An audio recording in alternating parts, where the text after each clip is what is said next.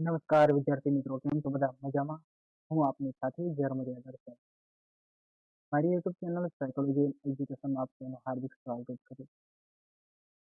આ સાથે જ આપણે સ્ક્રીન ઉપર દેખાઈ રહ્યા છે એ જ રીતે ધોરણ 12ના જે વિદ્યાર્થીઓ માટે, ખાસ કરીને આર્ટ્સના વિદ્યાર્થીઓ માટે મનોવિજ્ઞાન વિષય અંતર્ગત વિભાગ સી, ડી અને ઈ ના વેરી મોસ્ટ આઈએમપી ક્વેશ્ચન તેમજ બ્લુપ્રિન્ટ વિશેની આજે આપણે ચર્ચા કરીશું.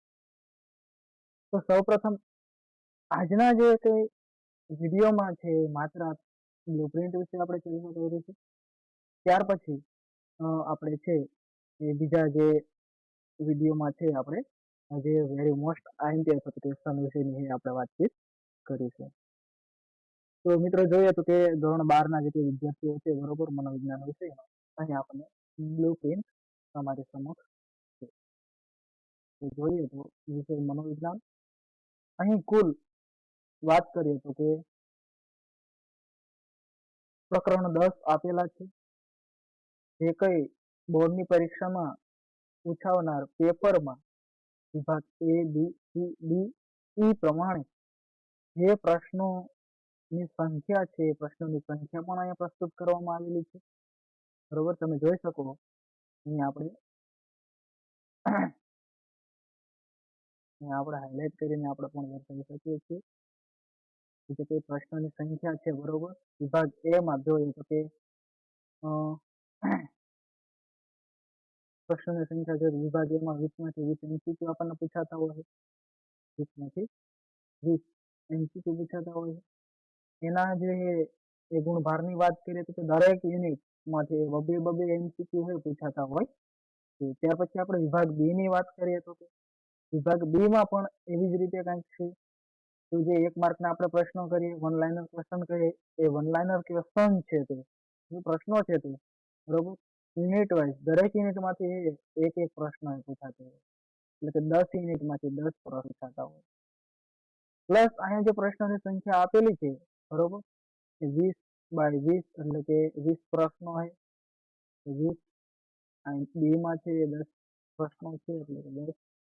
સાથે સાથે જ્યારે સી, ડી અને ઈ ની વાત કરીએ ત્યારે જે આપણે કહેવાય વૈકલ્પિક પ્રશ્નો પણ આપણને આપવામાં આવેલા હોય છે. એમાંથી આપણે પસંદગી કરવાની હોય છે કે કુલ આપણને 14 પ્રશ્નો આપેલા એમાંથી આપણે 10 પ્રશ્નો છે લખવાના હોય છે. આ જે વૈકલ્પિક પ્રશ્નો સાથે વિભાગ સી માં છે એ પ્રશ્નોની સંખ્યા દર્શાવવામાં આવેલી છે. એટલે કે વિભાગ સી માં એ આપણને કુલ 14 પ્રશ્નો આપેલા હોય, 14 માંથી આપણે 10 પ્રશ્નો લખવાના હોય છે. એ મુજબ આપણે વાત કરીએ તો કે ભાઈ 1 થી 10 યુનિટમાં કઈ રીતે, તો ક્રમશઃ આપણે જોઈ શકીએ કે ભાઈ પહેલા યુનિટમાંથી 2 પ્રશ્ન બરોબર કેટલા ગુણનું તો કઈ રીતે અથવા તો કેવી રીતે પૂછાય. 2 પ્રશ્ન, 1 પ્રશ્ન, 1 પ્રશ્ન, 2 પ્રશ્ન, 1 પ્રશ્ન બરોબર 2 2 1 1 1 1 એવી રીતે પ્રશ્ન પૂછાતા હોય. એમ કરીને કુલ અહીંયા આપણને માર્ક પણ આપવામાં આવેલા છે. કુલ તમે અહીંયા માર્ક પણ જોઈ શકો બરોબર. કુલ માર્ક પણ અહીંયા આપણને નીચે દર્શાવવામાં આવેલા છે. આ સાથે આપણે વિભાગ ડી ની વાત કરીએ તો વિભાગ ડી માં છે કે કેટલા પ્રશ્નો, તો એ જ રીતે વિભાગ સી ની જેમ જ કે ભાઈ 14 પ્રશ્નો આપણને આપેલા હોય વૈકલ્પિક પ્રશ્નો સાથે. એમાંથી આપણે પસંદગીના પ્રશ્નો કુલ 10 પ્રશ્નો છે બરોબર. કુલ છે કેટલા પ્રશ્નો, તો 10 પ્રશ્નો લખવાના. 14 માંથી આપણે 10 પ્રશ્નો છે તે લખવાના છે. એમાં આપણે જોઈએ તો કે કયા કયા યુનિટમાંથી પ્રશ્નો પૂછાય. તો પહેલા યુનિટમાંથી આપણે જોઈએ તો કે એક પ્રશ્ન પૂછાતો હોય 3 માર્ક બરોબર. બીજા યુનિટમાંથી 1 પ્રશ્ન અને 3 માર્ક. બીજા યુનિટમાંથી 2 પ્રશ્ન પૂછાય અને 3 માર્ક. ચોથા યુનિટમાંથી 2 પ્રશ્ન અને 6 માર્ક છે બરોબર. 2 પ્રશ્ન એટલે 6 માર્ક. 6 + 3 એવી રીતે 5મા યુનિટમાંથી પણ 2 જે પ્રશ્ન પૂછાતા એમાં 6 માર્ક. ખાસ એ આપણે જોવું જરૂરી છે.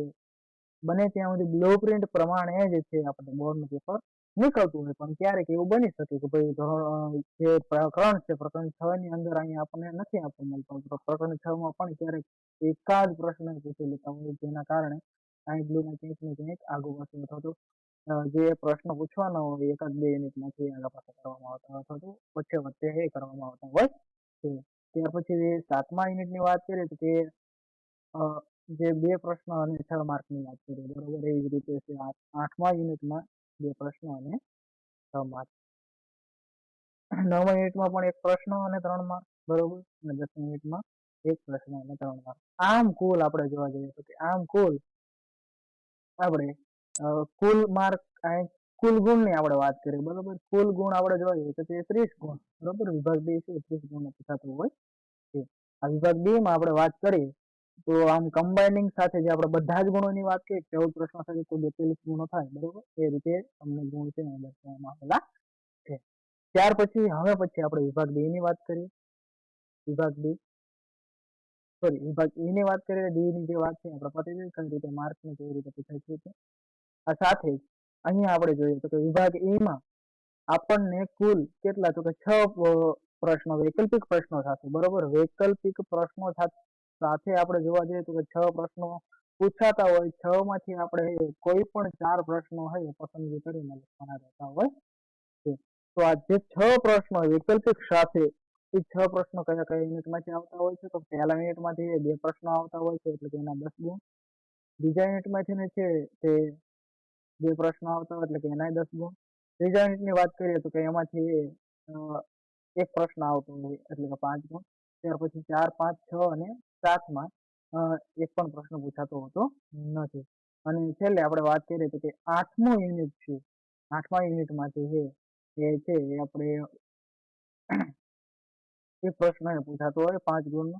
બની શકે કે ભાઈ એ વિભાગમાં પણ ક્યાંક ને ક્યાંક ક્યારેક ને ક્યારેક કોઈ જે મહત્વનો યુનિટ હોય દાખલા તરીકે જે 7મો યુનિટ છે બરોબર, સલામત ઉપચાર છે પ્લસ પર્યાવરણના સંદર્ભમાં હોઈ શકે છે બરોબર.